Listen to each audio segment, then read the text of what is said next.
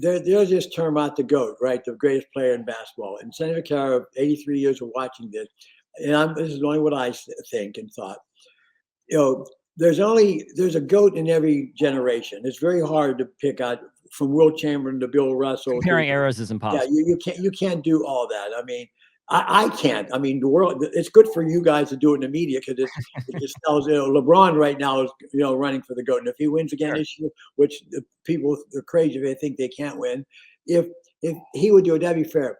But that isn't why I think Michael Jordan's the GOAT. And I'm so glad you asked this question for this show specifically. Michael Jordan changed the world. He changed it because he made financially a situation that athletes can now have. What is that they can have? They can have an opportunity to own piece of what they're doing. No one ever owned a piece of it. They all got money and maybe a bonus. He opened up a door for Black athletes because he was the first. First of all, he's the spokesman for a company. He has a shoe, and he's a minority. This is 1984. I'm old enough to remember the 60s and 70s and before the 60s and 70s. Okay, this is historic to begin with. Now, Michael Jordan, had problems in his life with his teammates. Everywhere he went, when he's a general manager, sometimes. But Michael never was afraid to speak out and talk.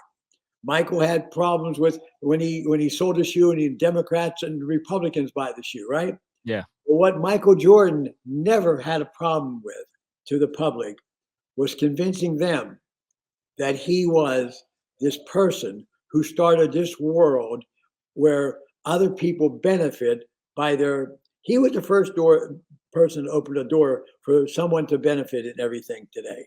And that's what I think Michael did more than anything. Because of his great ability, he was allowed to showcase without talking a lot. It wasn't like Michael would go on TV and do whatever. Again, this is the 80s and 90s. The world, it isn't like it's today, instant information. You go I talk to you and I'm across the world in 1 minute. That it wasn't happening. TV shows like this weren't even working in the 80s. Jordan had the courage to, first of all, he listened. But once he got in this role, he didn't change. And that's the same kid that I saw when he took the shot.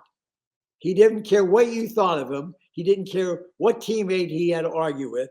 There was a time in my life when I used to talk to Michael every once in a while on the phone. There weren't cell phones, there wasn't Instagrams, or none of this stuff, right? But we'd say after a meeting, and I always had a number for him where he would be, and he had played a game. This is after he had the injury and he's back and he's killing people, and they got involved with he was playing, and they got beat one night, and I called him the next day. I said, Mike, what happened? What's up? And he said, I couldn't get him out of the damn lane. He mentioned a teammate of his. I don't want to say his name right now, but he was clogging the lane, and he swore at him. He just swore at him. He said, "Get the hell out of the lane." Why? Why? The basketball people know why. Because B.J. Armstrong and Jimmy Paxton and those kids and Steve Kerr. I mean, my God, they can shoot the outside shot, right? He made them millionaires shooting the ball, and that's why Michael Jordan was able to continue doing this. That's why the show, what he accomplished in marketing, opened up the door for everybody.